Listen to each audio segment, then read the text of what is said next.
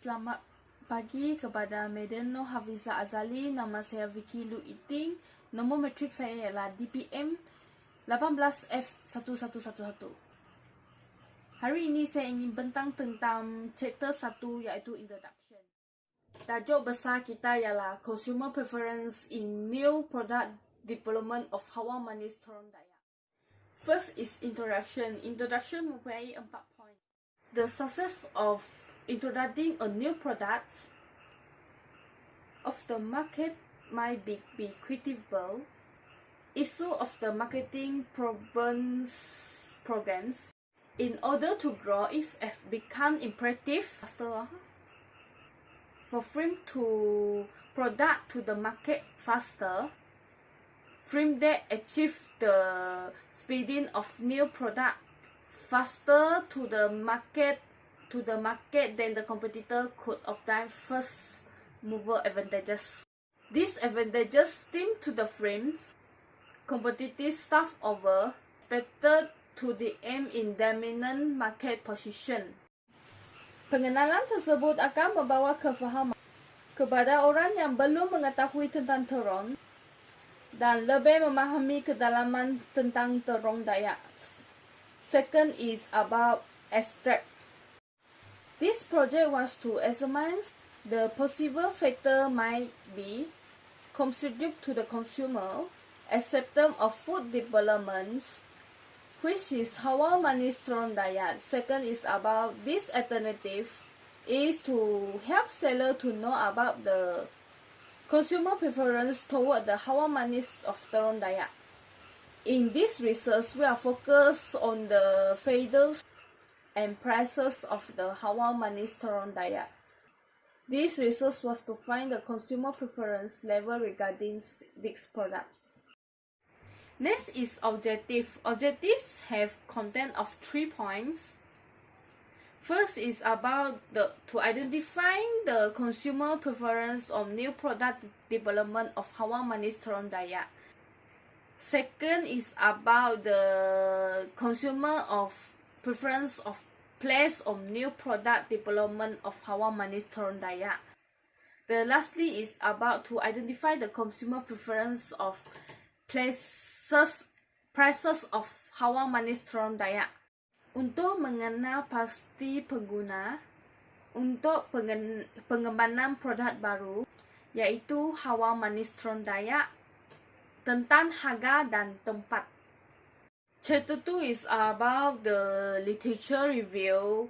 The introduction of literature review is to review the consumer preference in new product of development of Halwa Manis Terung Dayak. The survey has been conducted within the polytechnics back in 2018/2019 in order to identify the consumer of preference on Halwa Manis Terung Dayak. There has a few students successfully draw attention on consumer preference in new product development of Halwa Manis Terung Dayak. The consumer preference theory of Halwa Manis Terung Dayak is to define assumptions that focus on consumer choice that in different alternatives such as happiness, certification, and utilities. Second is defined as a test as measure of utilities of various goods. Thirdly is about consumer preference allows a consumer to rent a different of goods according to a level of utilities of consumers' goods and services. And the lastly is about ability to purchase a good does not determine the consumer like or dislike.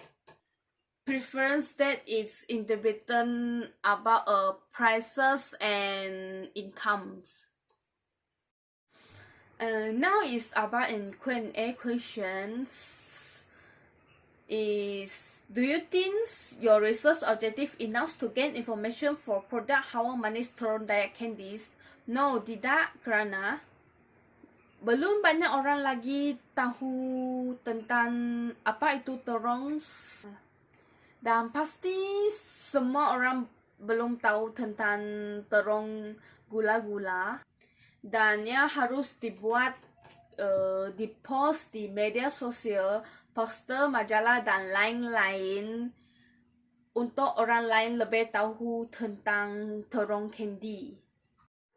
Question 2 is about please suggest any 2 additional research objectives to support further research on terung dayak candy to be more commercialized.